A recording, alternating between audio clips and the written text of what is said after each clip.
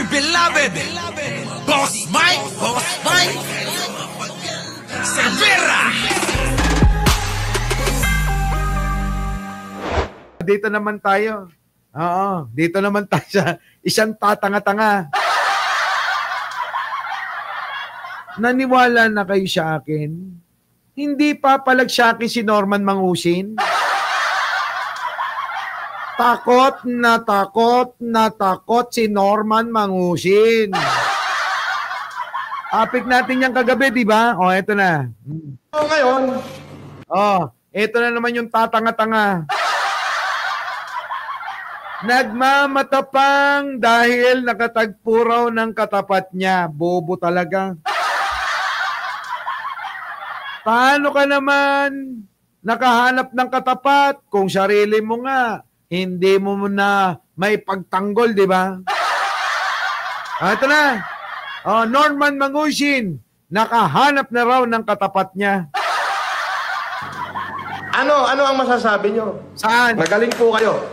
You already did your worst to me. Okay, tama po. Hindi na ako magdadrive for life. Okay, baka gusto ng Diyos na hindi na ako magmaneho at kumuha lang ako ng driver. Hindi ka na talaga makakapagmaneho, tanga. Lumabag ka ba naman sa Teka nga muna. Sabi ni Aichang dito, 1,000 tayo mahigit, tapos 5:07. Alam nyo ba, oras ng tulog ko ito? Tapos, nakakasama kayo na lubi. Tigil na kaya natin tong live na to. Tuwan-tuwa kayo, tapos di naman kayo nagla-like, ano? Di ba? Si Norman Mangusin, ayusin ko pagmumukha nito. Mga kababayan, ito lang masasabi ko rito. Kung ito aayusin ang mukha, mga kababayan, gamitin na natin lahat ng magagandang make-up. Hindi talaga tatalab.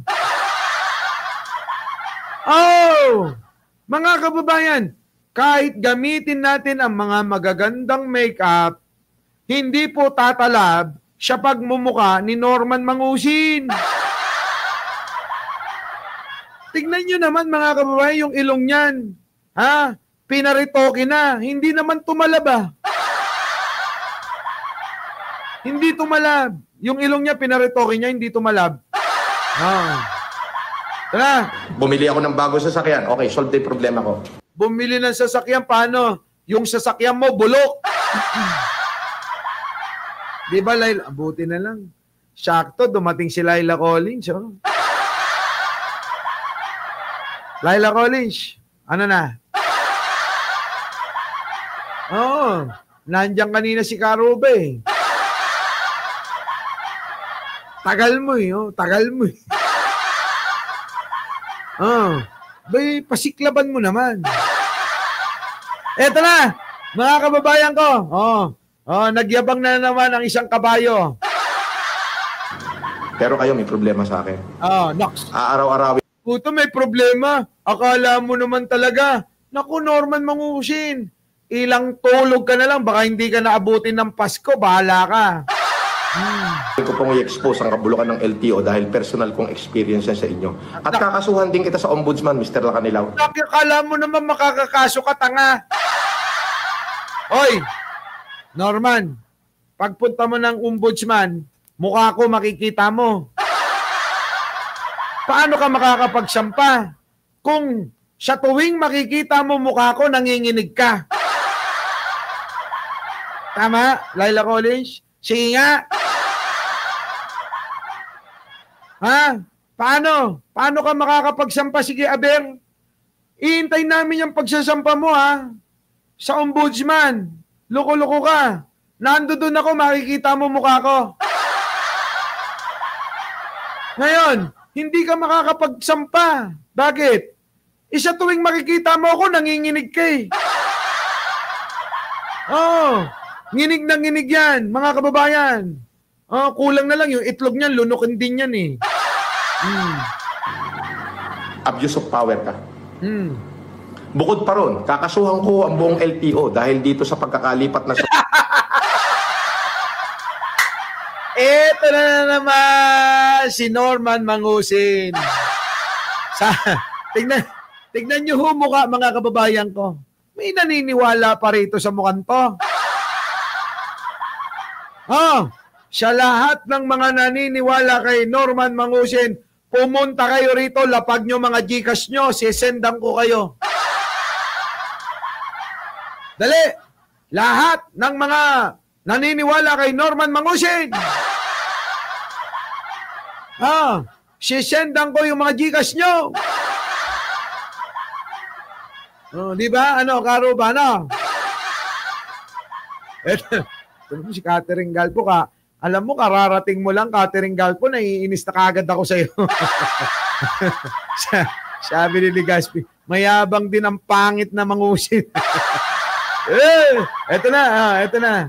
Sakyan ko sa ibang pangalan. Sa kabila ng ito ay naka-nationwide alarm. Ay, nakapangalan. Nailipat daw sa ibang pangalan yung sasakyan niya. Kundi talaga bobo, ano? Paanong lilipat sa ibang pangalan kasi hindi naman talaga nakapangalan sa'yo, bobo? Alam nyo, nagyayabang lang yan. Ultimo yung bulok na expedition, pinagyayabang pa niya. Wala stick, mga kababayan. Yung bulok na yon, sino naman ang mag-i-interest dyan? Kahit ibigay mo pa yan kay Laila Collins tsaka kay Aruba, baka yan magtulakan pang dalawa. Di ba, Karuba? Baka pag yan binigay mo sa kanilang dalawa, magtulakan pa sila. O sige, iyon na lang yan. sasabihin ni Laila Collins kay Karuba, hindi, sa'yo na yan. Bulok Bulok yung sasakyan nito. Paano? Sino ang magkaka-interest dyan? Diba?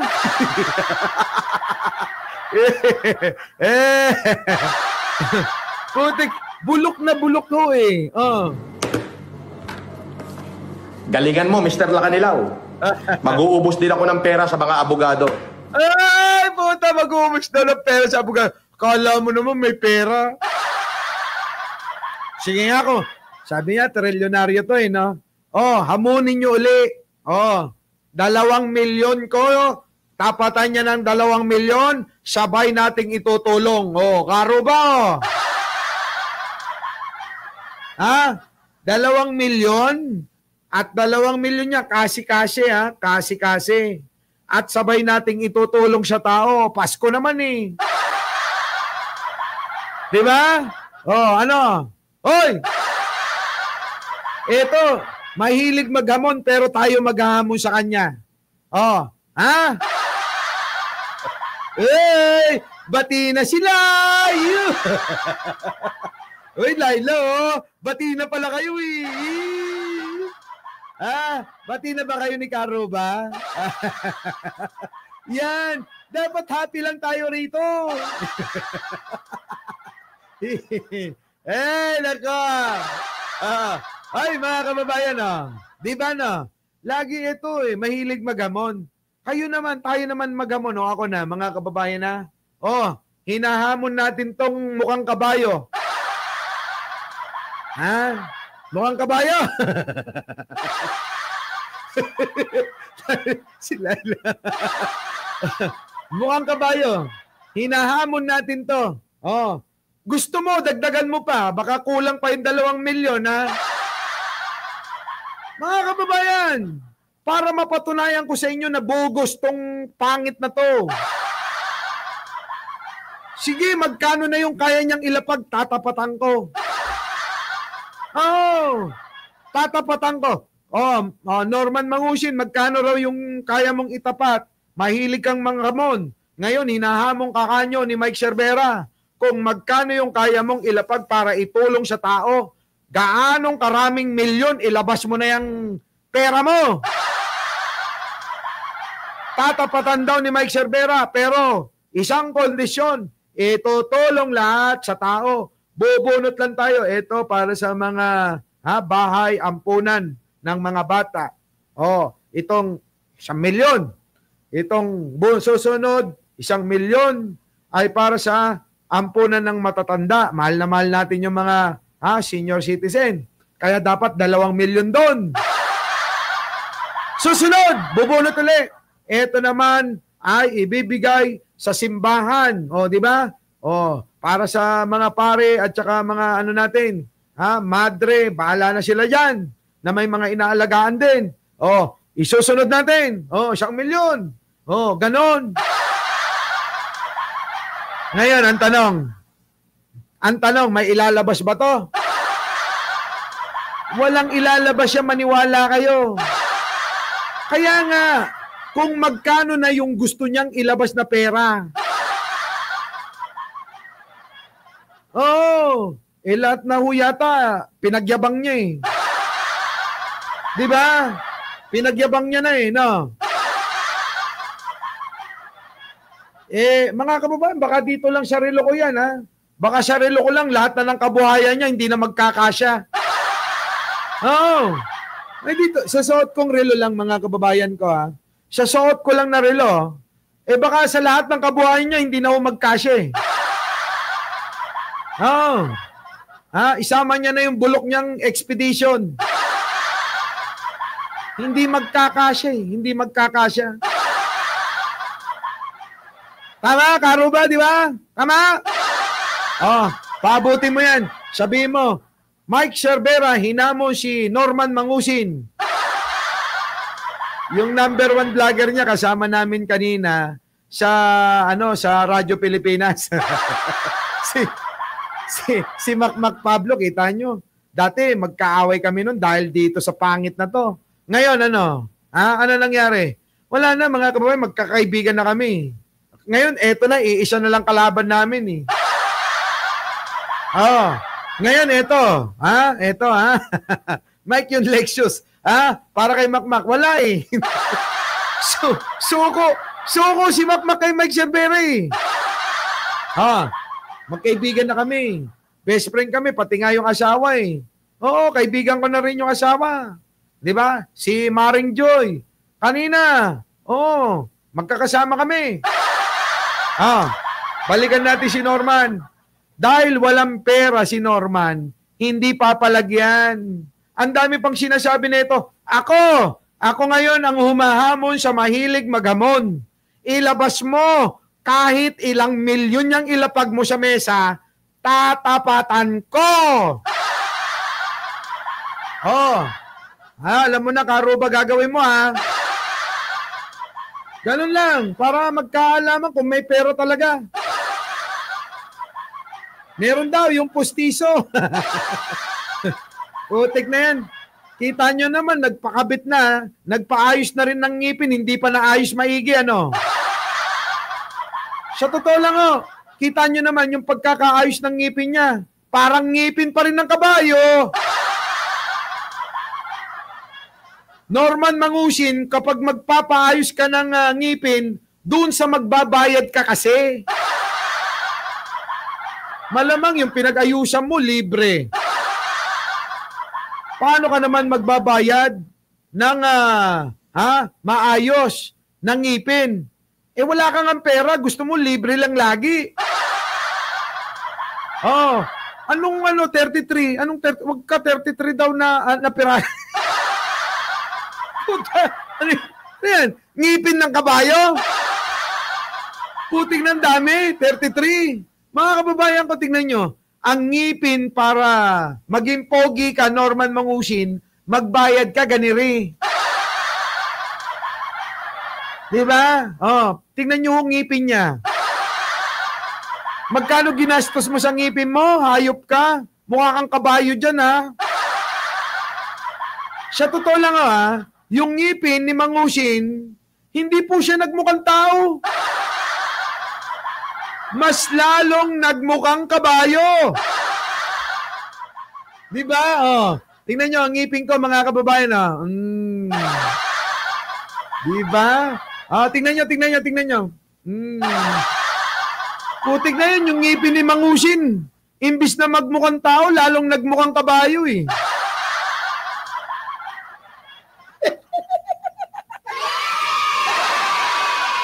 Ay, nako. Ewan ko ba rito? Sino ba kaaway nito? May kaaway ito ngayon eh. At sisiguraduhin ko, Puro ka na masisiguraduhin. Alin ba na sigurado mo? Di ba? Alin ba na sigurado mo? Di ba? tapos ka na sa serbisyo, may kaso ka pa. Ito na naman yung gumawa-gawa na naman ng ganun. Tapos ka na sa serbisyo, may kaso ka pa, Eka. Ewan ko rito, mga kababayan ko. Kasuhan pa kita ng kakasuhan. Inabuso mo yung kapangyarihan, di kita Tumingin ka ng diretso sa camera, tanga. Ganito ho ang mukha ng kabayon tanga. Yan. Ayan Ganito ang mukha ng kabayon tanga. Bored ako, napagtuunan ko ng pansin ito. Ay, nako, ewan ko ba, mga kababayan ko. Sabi ko na nga ba ayoko talagang umpisan ito. Kapag naumpisan ko, mga kababayan ko sabi ni Olive Makapagal, tabingi ang muka. Tayo mukha mo mga kababayan, saan kayo nakakita? Saan kayo nakakita? Kakaiba to. Kimpi na kabayo. Ay, mga kababayan saan kayo nakakita ng kimpi na kabayo?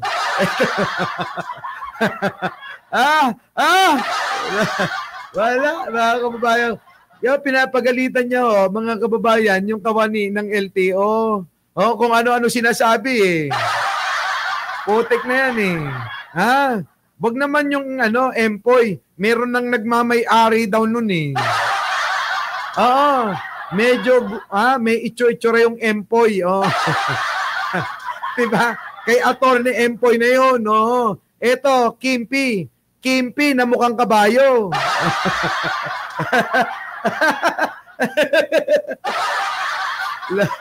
Grabe.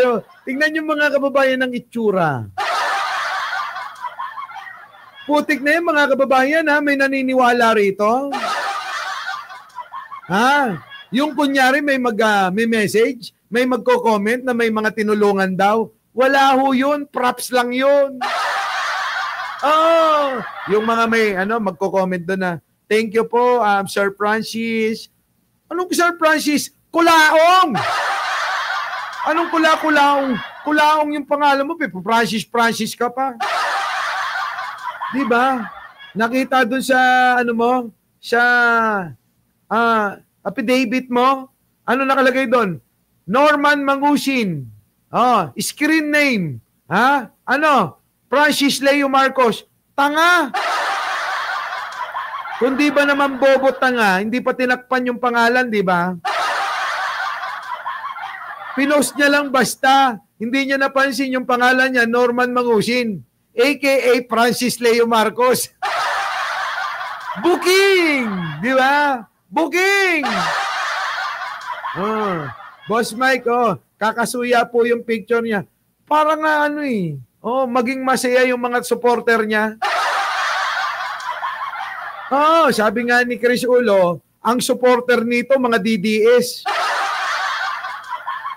Kahit pagpupukpukin mo ng 100 beses ang mga ulo, wala, hindi maniniwala sa katotohanan na dala-dala mo. Mas paniniwalaan nila yung naririnig nilang kasinungalingan sa mukhang ganito. Yan. Ewan ko, mahaba na yata yung oras natin binigay dito. Alam nyo na. Our beloved Boss Mike Severa.